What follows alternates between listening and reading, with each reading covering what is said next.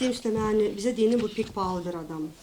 Onun yardımından çıktı böyle güzel bir kağıt. Onun yardımından bizim Gagavuz yazıcılarımız, gazetecilerimiz yurt dışına çıkarlar, farklı projelerde pay alırlar. Diyelim ki ben Azerbaycan'da onların yardımından katıldım toplantılara. Kazan'a da gittim, Tataristan'a, Türkiye'de. İsteyim Süleymani, bugünkü toplantıyı biz çoktan bekledik. Onun için isteyim söz vermeye ona kendisine anlatsın bu antoloji için daha derinden. Hem söylesin ne niyetle ona buraya geldiler, nasıl planlar ona kurarlar, hem var mı umut bize daha öteye doğru çok projeler beraber yapma. Bu gördüğünüz kitap Türk Dünyası Kadın Şairleri antolojisidir. 100 kadın şairi var içinde. 26 ülke kapsarı. Gagavuzya'dan da 8 şair var. Bayan şair içinde. Şairlerle başladık. Gagavuzya'nın öz dilinde, kendi şivesinde, Türkçesinde yazmış olduğu kadın şairlerimiz şiirlerini bu kitapta yer vermeye çalıştık. Ve bu kitapta ciddi bir şekilde Türk dünyasında yerini aldı. Her taraftan da ilgi gördü.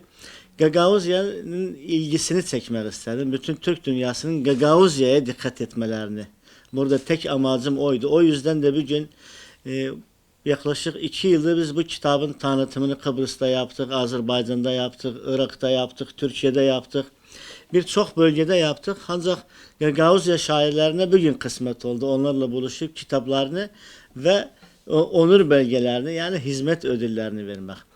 Amacım burada Gagavuzya'nı Türk dünyasına tanıtmak ve Türk dünyasının da Gagavuzya'yı iyi bir şekilde tanıtmak idi.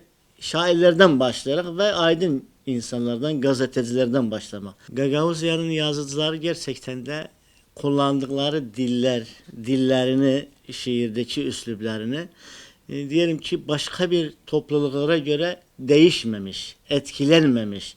Diyebilirim mesela Türkiye'deki Türkçe Türkçesi birçok yabancı dilden şairleri kelime almıştır.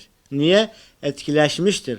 Yunancadan almış, Arapçadan almış, Farsçadan alıp bu neye gelir? Sosyal hayatına benziyor ki başka topluluklarla iç içe olduğunu ama Gagavuzya hem biraz kapalı devrede tek başına yaşıyor.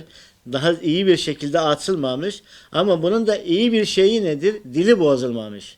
O yüzden Gagavuzya şairlerinin tek özellikleri nedir? Kendi şivelerinde, kendi ana dillerinde, Oğuz lehçesinde şiir yazmışlar. Bu da Türkçenin özüdür.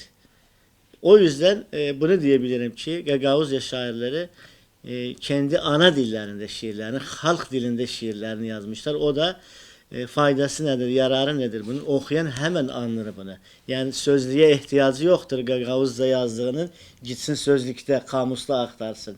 Halk diliyle yazıldığı için bir Gagavuzya, bir Türk alıp hemen o şiiri anlayabilir, o şekilde algılayabiliyor.